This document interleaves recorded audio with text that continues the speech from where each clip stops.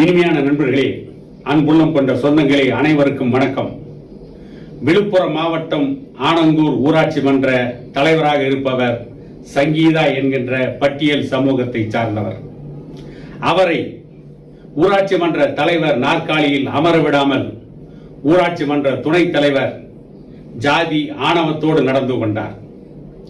அது சம்பந்தமாக சங்கீதா என்கின்ற அந்த ஊராட்சி மன்ற தலைவர் உள்ளிருப்பு போராட்டம் நடத்தினார்.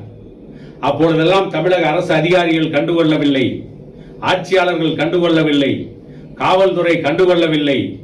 ஏன் தலித் சமூகத்திற்காக கட்சி நடத்துகின்ற பாட்டாளி மக்கள் கட்சியை பற்றி அவ்வப்பொழுது ஜாதி ஆணவம் பிடித்த கட்சி, ஜாதி வெறி கட்சி என்றெல்லாம் பேசிக் கொண்டிருக்கின்ற திருமாவளவன் வாய் திறக்கவில்லை. பட்டியல் சமூகத்திற்கு தான் தான் காவலன் என்று சொல்லிக் கொள்கின்ற திமுக அரசு எந்த நடவடிக்கையும் எடுக்கவில்லை. இந்த செய்தி பாட்டாளி மக்கள் கட்சி நிறுவனர் டாக்டர் ஐயாவுக்கு செல்கிறது. அவர் உடனடியாக ஒரு அறிக்கை வெளியிடுகிறார். விழுப்புரம் மாவட்டம் ஆனங்கூர் ஊராட்சி மன்ற தலைவராக இருக்கின்ற சங்கீதாவை சட்டப்படி நியாயப்படி ஊராட்சி மன்ற தலைவர் தேர்தலில் வெற்றி பெற்று ஊராட்சி மன்ற தலைவியான சங்கீதாவை அவருடைய நாற்காலியில் அமர வைக்கவில்லை என்றால் நானே அந்த ஊராட்சி மன்றத்திற்கு வந்து சங்கீதா அவர்களை ஊராட்சி மன்ற தலைவர் நாற்காலியில் அமர வைப்பேன் என்று சொல்லியதற்கு பிறகு அரசு அதிகாரிகள் விழித்துக் கொண்டார்கள், ஆட்சியாளர்கள் விழித்துக் கொண்டார்கள், காவல்துறை விழித்துக் கொண்டது. அதற்கு பிறகுதான் டாக்டர் ஐயா அறிக்கை விட்டதற்கு பிறகு, நானே வருவேன் என்று சொன்னதற்கு பிறகுதான் அந்த ஊராட்சி மன்ற தலைவர் சங்கீதாவை அவருடைய வீடு தேடி போய் அவரை அழைத்து வந்து அந்த ஊராட்சி மன்ற தலைவர் நாற்காலியிலே அமர வைத்தார்கள். தலித் சமூகத்திற்காக கட்சி நடத்துகின்ற திருமாவளவன் இன்று வரை அதை பற்றி பேசவில்லை.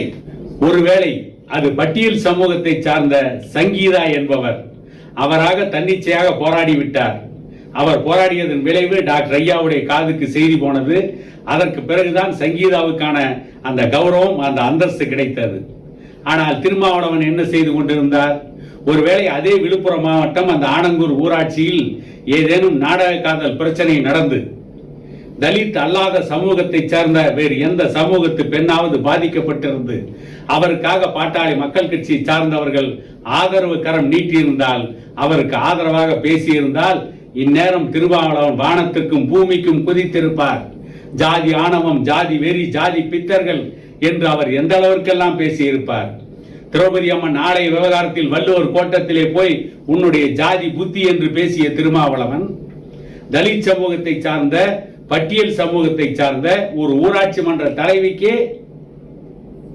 அவருக்கான அங்கீகாரம் கொடுக்க மறுத்தார்கள் அந்த ஊராட்சி மன்றத்துடைய துணைத் தலைவர். ஆனால் அவற்றை பற்றியெல்லாம் திருமாவளவன் பேசுவதில்லை, பேச மாட்டார்கள். மது ஒழிப்பு மாநாடு நடத்துகிறார்கள்.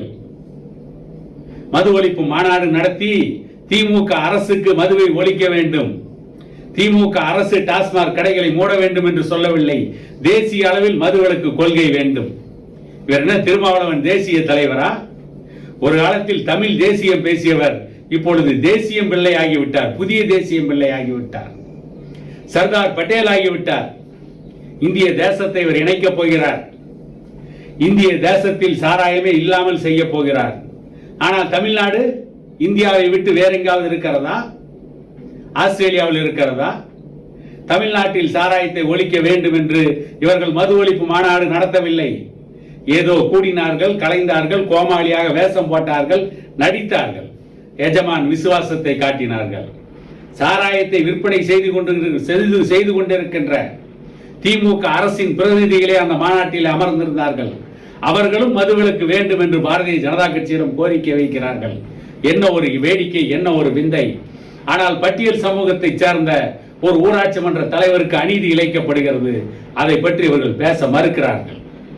காரணம், இவர்கள் சொல்கின்ற ஜாதி ஒழிப்பு, இவர்கள் சொல்கின்ற பகுத்தறிவு, இவர்கள் சொல்கின்ற பெரியாரியம், இவர்கள் சொல்கின்ற அம்பேத்கரியம், இவையெல்லாம் ஓட்டு வாங்க மட்டுமே பயன்படுகிறதே தவிர சமுதாய மறுமலர்ச்சி ஏற்படுத்துவதற்கு, ஏற்ற தாழ்வுகள் இல்லாத சமுதாயத்தை உருவாக்குவதற்கு, மது இல்லாத தமிழ் சமுதாயத்தை உருவாக்குவதற்கு இவருடைய திட்டம் எந்த காலத்திலும் பயனளிக்காது என்பதற்கு இந்த ஒரு சம்பவமே சாட்சி என கூறிக்கொண்டு இன்னொரு காணொளியில் உங்களை சந்திக்கும் வரை உங்களிடமிருந்து விடைபெறுவது உங்கள் எடப்பாடி துரைசாமி.